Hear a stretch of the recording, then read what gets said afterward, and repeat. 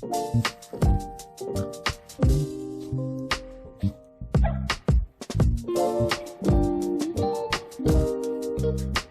it going, people?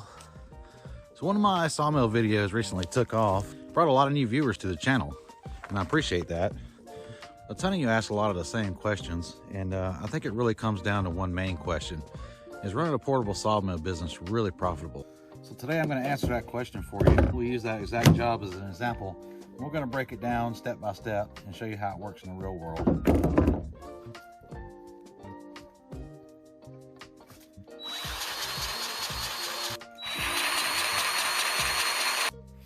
So what that video showed was a real life job. Nothing staged, it was all real. And what we didn't show in that job was the behind the scenes workflow, where those jobs come from, how we calculate the money on these jobs, and what makes your portable sawmill business profitable or not.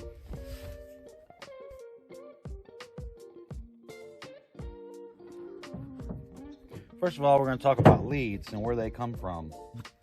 That means where the jobs come from and who needs lumber. I think that's one of the biggest things people worry about, is wondering where customers are going to come from, or if they're going to get customers at all to buy their lumber. And that's what makes sawmills profitable, having customers and having lumber orders. I'm going to talk about where those customers come from. So what are leads? Leads are any potential customer you may have that needs your services as a sawmiller or that needs lumber. And your job is to go and find those leads to bring in potential customers, or at least make them aware that when they do need lumber, you're available, or you're the guy to call. So where do these leads and customers come from? I think the most common and easiest place to find them is places like Facebook Marketplace, word of mouth, or just landowners, contractors, or farmers. Any of those people are great. It's a great start anyway. I'd say about 70% of my customers come from Facebook Marketplace. The rest are word of mouth, people I know with land, like landowners, farmers, contractors, really anybody who needs lumber. You'd really be amazed at how many people need lumber every single day. I have some repeat customers that come here once a week for stuff, needing something because they always have little projects they're doing around the farm or around their land. Once you establish to the public that you have a portable sawmill and you do offer sawmilling services, whether it be portable sawmill or just cutting lumber for them, people will start contacting you because, I mean, literally everybody needs lumber. Many of the people you know always have projects or always need lumber. And a lot of them don't want to go to the hardware store and don't want to pay retail prices. Once your name gets out that you are selling lumber, people will start contacting you. People that contact you for lumber will tell other people, and those people will start contacting you. If they're happy with their lumber and happy with your work, they're going to spread the news and they're going to send you more work. If you know any contractors, they do a lot of roofing or cement, whatever, building barns. Those guys always need rough cut lumber. And once you get in their pocket, they'll call you every time, as long as you can meet their demands. If you know any farmers, you'll know they have never-ending projects of things they're building or putting together or repairing. That's a huge one for selling lumber. And a lot of those guys are always so busy, they don't have time to run to a hardware store or go out of town or go into town to buy lumber. They'd rather go to a place like a portable sawmill, pick up the lumber they need, and get back to work. And if you can deliver, even better. Yeah, most of these jobs come from a simple call, Facebook Messenger, Marketplace, landowners, contractors, farmers, you name it. They'll come, trust me. And when it comes to those jobs, make sure you do a good job. Take your time, do it right. Don't overpromise and underdeliver. If they're happy with your work, they will come back and they will send friends.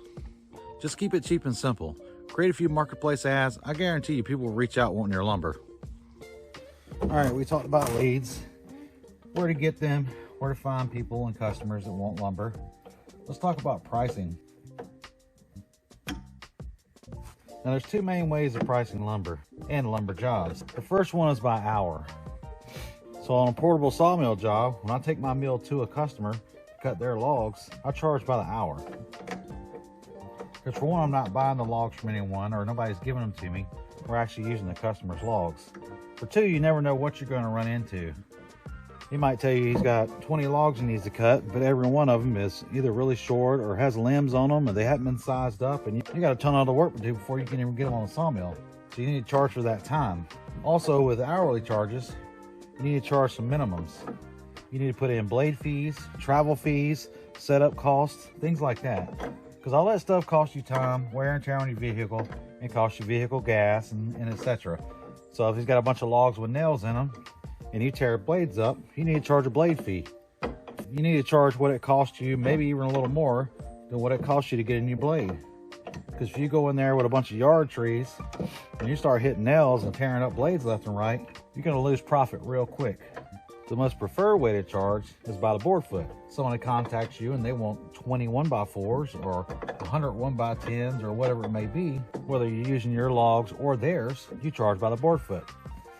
And if they bring their own logs, you can also add in that blade fee. If you're using your logs, pretty much that's on you. But if you charge right, it won't matter. You'll still make a profit. So on an hourly rate, you need to figure out what's going to be profitable for you.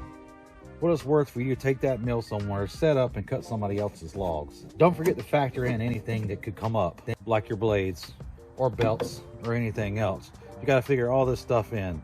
You know, carry a spare tire with you. Figure out what a tire costs if you blow out on the way down the road. You know, all those things add up. You got to be profitable one way or another. And with board foot pricing, you need to also figure out what it's worth for you to cut per board foot on different types of lumber. Hardwoods can be a lot harder on your blade. It's a lot heavier to handle. You have to use more lube and things like that with pine. But it's a lot easier to cut and it's a lot easier to handle. So you have to think about all that stuff and factor it all in. I think one of the biggest factors is availability. How available are the type of trees people want in your area? I can't stress this enough. Really do your research when you're coming up with pricing per board foot or hourly. Poor quoting can kill your profit faster than anything else. And when people contact you for a lumber quote, have them give you a cut list. And you take that cut list and you make a price for it. Give them that price back. Keep it simple. You don't have to break it all down and complicate things. People don't want complication. They just want to know how much it's going to cost. And if you're quoting by the hour, don't ever tell a customer you're going to be able to cut X amount of logs in X amount of hours. It would always bite you in the butt. You schedule out X amount of hours for whatever day it is, and you go out there and you cut as many logs as you can. And if you're finished early, you only charge them for the hours you cut. If you don't get finished, you let them know you can schedule them for X amount of hours on another day. But in most cases, you'll set up and you'll cut until the job's done, and then you calculate how many hours it took you. I'm very selective on mobile jobs that I take. I have people ask me all the time, but I turn a lot of them down. All right, let's talk about the milling process. Like loading logs, breaking it down, squaring it up, and creating accurate lumber. Now you can look back at that video I linked here, the one I said that blew up. You can kind of watch and see the process of how I broke that log down, how I squared it up, how I roll that log and decide how I'm going to get my lumber out of it. Now this stuff takes practice. There's a million ways to cut a log, but the main thing is you want to make sure you cut it accurate. I think every sawmill out there has a scale on it, a lumber scale. Now this is a scale on my Norwood LM30 mill. Up top you have your lumber production table. So it tells you board feet, length, width, thickness, things like that. It kind of gives you a good idea of how many board feet you can get out of a log, or it can't, depending on what size it is. And if you see these numbers up here, like this one is 3/4 scale. That one's the 4/4, which is 4 quarters, and 6 quarters, 8 quarter, and so on. Now all those scales there to the left of this regular ruler here compensate for the blade thickness. So I know when I cut on this 4/4 scale here, I know it's going to be 4/4 board. On this scale here, that does not compensate for the blade. You can see the difference from the inches to the 4/4. If you look all the way down, 4/4 is a little longer because it compensates for the blade thickness. There's many types of scales out there. You can buy some online, the magnetic ones that stick on, you can adjust, but learn how to use those. Those are what's going to make your lumber accurate. Yeah, check that video out if you hadn't already, and you'll kind of see how I break the log down and determine the size and use the scale to cut my board thicknesses. In that video in particular, we were just using the inch scale. It doesn't really matter. They don't have to be exactly 4/4 because it's going to be board and batten siding. Nobody's using it for furniture. Nobody's planing it down. It's going directly on the building. Now I jumped right past one of the most important things. That is getting the log to your mill and how you load it on there. Some people just use a tractor and a grapple or a cable. They pull them to the loading legs of the mill for manual loading and they drag them right up with their little winch cables. Now we have a Bobcat. It makes it so much easier. Some people have tractors with front end loaders and forks, but you really need a good way to get logs to the mill efficiently because you can spend a whole lot of time trying to get a log on a mill if you don't have the right equipment. And we did add an electric winch right here to this thing. This is a log loading winch. We added an electric winch on here, but not so much to pull logs up the mill, and it does help. It makes it a lot faster. But the biggest thing is for turning logs, because you got to be able to rotate logs. And sometimes the cant hook just does not do it. So this thing has a cant hook on it. If you see, I can wrap that around a log and roll a log right over on this thing. So if you're blessed to have a nice hydraulic mill, then you don't have these problems. You got a hydraulic loader, hydraulic roller, hydraulic clamps, all that cool stuff. You can pretty much sit in a chair and operate the sawmill. The next factor that's going to determine what type of sawing you do, how much room do you have to store logs and lumber? So behind me, you see I got this huge stack of hardwood. And back there, I've got a huge stack of cedars. Right there, I got a bunch of short logs. Having the room to store logs is really going to determine the type of sawing you're doing. It's hard to do custom lumber if you don't have the logs to fill an order. So you have to be really intentional if you don't have the room. Pulls over here. We got more maples and some poplar.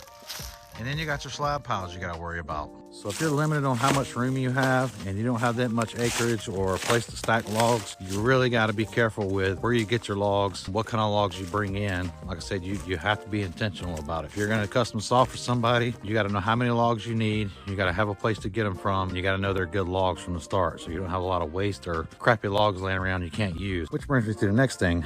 Where do you get your logs at?